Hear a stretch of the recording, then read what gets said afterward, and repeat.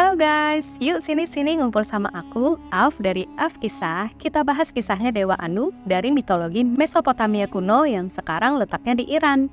Tapi sebelumnya aku minta maaf ya, gak bisa nampilin muka. Aku lagi sakit guys. Tapi aku tetap buat video karena aku excited banget sama cerita satu ini. Gak perlu lama-lama, kita mulai aja yuk kisahnya.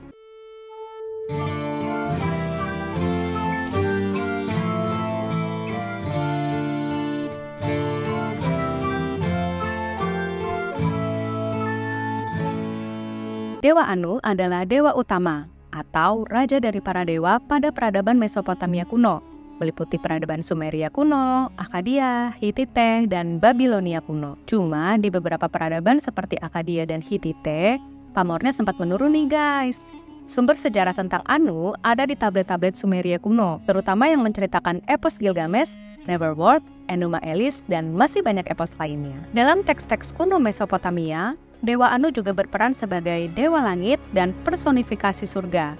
Selain sebagai bapak para dewa, Dewa Anu juga menjadi bapak dari para roh jahat dan iblis seperti iblis Lamashtu. Dewa Anu adalah anak dari Dewa Anshar alias dewa surga juga sebelum Anu dan Dewi Kishar, dewi bumi. Dia memiliki 3 istri, yaitu Ki, Urash, dan Antu. Ki nantinya akan menjadi dewi bumi. Bersama dengan Dewi Ki, dia melahirkan banyak dewa-dewi Anunnaki. Anunnaki sendiri juga berarti anak-anaknya Anu dan Ki. Dalam epos Anunnaki yang aku ceritain di video sebelumnya, suatu hari seorang bangsawan planet Nibiru bernama Alalu berusaha mengkudeta Raja Anshar, ayahnya Anu. Saat itu, Anu yang masih menjadi pangeran melawan pemberontakan Alalu dan berhasil menang. Setelah Alalu menemukan planet bumi, Anu menyuruh anak-anaknya mengerjakan proyek tambang emas di bumi. Cerita lengkapnya ada di videoku ya tentang Anunnaki, linknya di card atau di caption.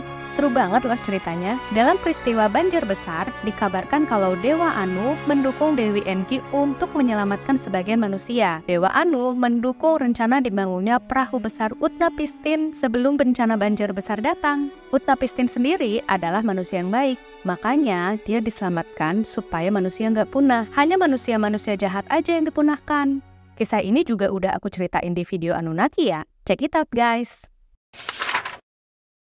Dalam epos Gilgamesh, Dewi Inanna pernah naksir Gilgamesh, tapi ditolak sama manusia setengah dewa itu. Dewi Inanna sendiri adalah dewi cinta dan peperangan. Dia adalah salah satu anaknya Dewa Anu. Sebab habis ditolak Gilgamesh, Inanna minta ke Dewa Anu menurunkan seekor banteng surga ke bumi untuk melawan Gilgamesh. Awalnya Dewa Anu menolak, karena hal ini akan mengacaukan bumi. Tapi Dewi Inanna mengancam kalau dia bakal membuka gerbang underworld atau dunia bawah kalau keinginannya nggak dikabulin. Seandainya gerbang underworld dibuka, maka semua jiwa yang mati bisa menyerang dan mengkonsumsi semua yang hidup di bumi. Taulah ya arti mengkonsumsi, hehe. Akhirnya dengan berat hati, Dewa Anu memberikan benteng surga kepada Dewi Inanna. Segera setelahnya, Dewi Inanna pun menyerang Gilgamesh, terjadilah kerusakan di bumi.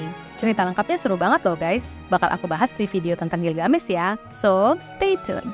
Nah, menariknya lagi, konflik antara Dewa Anu dan Dewi Inanna nantinya akan berlanjut pada mitologi dinasti Hittite. Di mitologi ini, nantinya Inanna berhasil melengsarkan pengaruh Dewa Anu kepada kota Uruk.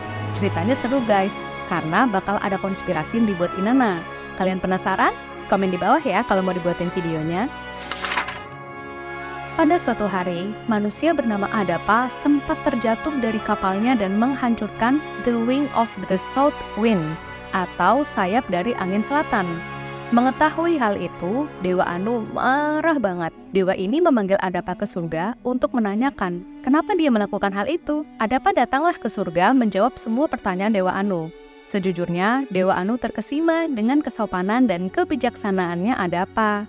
Sebagai hadiah, Dewa Anu memberikan makanan dan minuman surgawi kepada Adapa. Wah, enak banget dong. Tapi Adapa udah diperingati nih sama Dewa Enki untuk gak makan makanan dan minuman apapun yang diberikan Dewa Anu, karena sebenarnya makanan-makanan tersebut dikasih racun. Setelah makanannya ditolak, Dewa Anu makin tersinggung. Akhirnya, dia mengusir Adapa dari surga ke bumi. Ada beberapa pihak yang menyandingkan kisah ini dengan kisahnya Adam dan Hawa turun ke bumi. Tapi gimana menurut kalian? Beneran mirip? Menurutku sih secara konteks beda ya. Tapi kan ini menurutku. Makanya diskusi di kolom komentar yuk. Dalam epos Era dan Isum yang terkenal pada zaman Akkadia sekitar 800 tahun sebelum Masehi, Dewa Anu memberikan Sebetu kepada Dewi Era alias Dewi Kehancuran. Sebetu adalah sebuah senjata sakti. Karena manusia udah kebanyakan dan mulai banyak berbuat onar, Dewa Anu menyuruh Dewi Era menggunakan Sebetu untuk menumpas mereka. Jahat juga ya. Selain ada dalam kisah-kisahnya para dewa dan manusia setengah dewa, ternyata Dewa Anu juga ada hubungannya sama Raja Sargon dari Akkadia.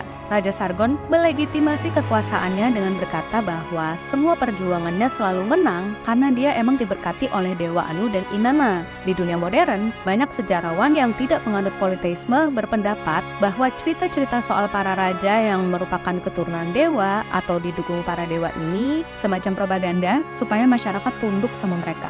Nah, menurut kalian gimana? Komen di bawah ya. Bagaimana sih akhir dari kisah Dewa Anu? Hal ini diceritakan pada mitologi Hittite. Anu dikudeta sama salah satu anaknya, Kumarbi. Kumarbi memotong alat genitalia ayahnya, lalu Kumarbi makan. Yang gak disangka, dari kejadian itu, Kumarbi justru mengandung dan melahirkan Dewa Teshub atau Dewa Badai. Dewa Teshub kemudian mengkudeta Kumarbi karena dendam atas apa yang dilakukannya Kumarbi ke Dewa Anu. Waduh, serem banget ya. Selalu aja ada konflik antara ayah dan anak, baik itu di mitologi Yunani, mitologi Mesopotamia, bahkan di mitologi Mesir juga gitu. So, itu dia kisah tentang Dewa Anu. Gimana menurut kalian? Perlu lanjut nggak nih ke kisah dewa-dewi lainnya atau epos lainnya dari Mesopotamia kuno? Komen di bawah ya. Thank you for watching. Kalau kamu suka konten ini, yuk dong di like, share, komen, subscribe, dan nyalain notifikasinya. Buat yang udah support, thank you banget ya. See you di kisah-kisah selanjutnya. Bye-bye!